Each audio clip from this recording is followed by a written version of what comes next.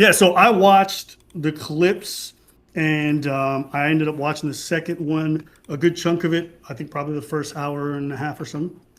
So I watched quite a lot of it. I saw the debate, and there's been a lot of reactions. Everyone's kind of seen a lot of the clips from Academics and you and your debate. Do you have your camera by any chance or no? Right now, my camera, I could use this one, but I might not be looking down. Is that okay? Yeah, that's fine.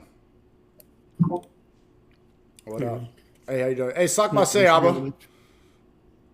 You're asking me to say sak passe? No, I'm saying sak passe. No, I'm Preach, dude. He's Abba. If you say sak passe, you have to say sak passe Preach. No, I saw they were calling you the equalizer, but your hair grew out. Sure. Yeah. They call me a lot of things. Denzel Wendu. But yeah, just because he's going to have to head out soon because he has an event he has to go host. I wanted to kind of just get into it because first off, there's been a lot of feedback, a lot of people reacting to it, a lot of people basically proclaiming ACC as having a really great moment. What do you think that people missed when it came to that debate? And then yeah, it was miscaptioned. I didn't say words don't have meaning. I said slurs change, and that word has changed its meaning.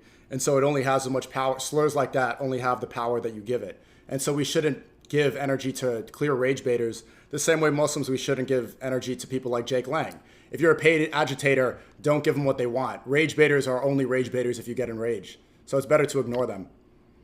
Yeah.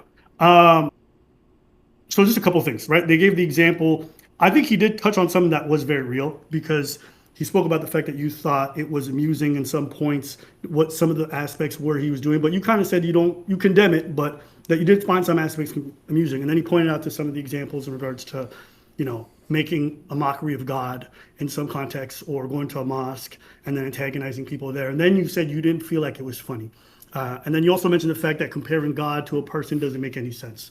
But I think his point. I do think it could be funny. Like I've been heckled while praying. When we were in Times Square doing the Ramadan prayer, people came up and were yelling like Christ is king. And when people come up and put bacon on themselves and try to antagonize Muslims, I think that's funny. It's supposed to be provocative and it's rage bait. Well, when guys like that come outside of Mom Donnie's office here in New York, trying to sacrifice a pig, I think that's funny. I just was watching Tommy Robinson's protest and some guy came on stage playing a violin and he put 2 strips of bacon on him specifically to disrespect Muslims. I think that's funny. It's stupid, but it's funny because it's dumb. Doesn't mean I am encouraging it. You could find things funny or amusing, doesn't mean that you're condoning it. Sure. Taking yourself out of it, do you feel like most Muslims would find that very insulting? Because I remember you at the time when he gave the mosque example, you didn't find it funny, right? So, and my experience is most Muslims would not find that funny or amusing and find it incredibly disrespectful. And I know you brought up the whole Jake Lang thing, but like I told you, I'm pretty confident he has been attacked a few times already. He's had his Quran snatched when he tried to burn it before. So people have definitely gone after him for his behavior. Clearly, they didn't just say it's just words or just symbols. They took it to heart and they felt disrespected by his actions. So obviously for a lot of people, that's crossing the line, no? Yeah, absolutely. Do you think they're wrong? But we should ignore these people. We shouldn't give them what they want because what he wants to do is say, look, I don't have free speech in America. I'm a white Christian, even though he's a Jewish Zionist and he's LARPing as a white supremacist.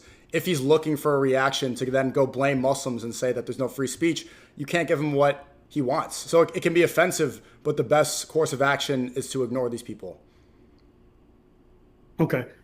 I don't disagree that ideally if somebody's doing something nonviolent, that you respond with violence. But I also think there's not a place on this planet where that is a universal standard or that's a societal standard. Like, I know you kept bringing up the fact that like, oh, people getting upset by this word here in North America, like this is so singular experience, but everyone has a long stated history. Like, I think you even said something like, slavery's done. Like, obviously this is in the past. We need to kind of move past that. Is that a fair assessment? Mm-hmm. Okay. You can go to most places in the world and people have a long history of pain from the past. You brought up Japan in your second debate. Mm-hmm. If you go to Japan, you have to understand that most of their society has been built after World War II based off of their experience, their constitution, their pacifist attitude with the military. If you go to Korea, they still have deep wounds when it comes to what Japan did to them. To this day, these countries don't get along because of a past incident. And they have they have statutes everywhere for comfort women. If you go and disrespect the comfort women, they'll put you in jail. They will go after you for going out and then hurting their symbols and their longing pain. So this idea that because things happen in the past, everyone get over it. People are still holding on to pain and history much further back than what slavery, Jim Crow, segregation. Like you're talking about segregation, what, I think 1963? And the legacy after that is still ongoing. But let's say that's the endpoint you want to choose. That's more recent than a lot of these other foreign countries that you referenced. And yet these people are still affected by those past events. And they have grown. They don't victimize themselves. They try to move forward. That's the point, is that although there's hurt and things can trigger, generational trauma and this stuff, allowing it to hold you back and living in a victim mentality, that's not the way that I think people should live. I don't think it's right to exist in that way. You got to find a way forward.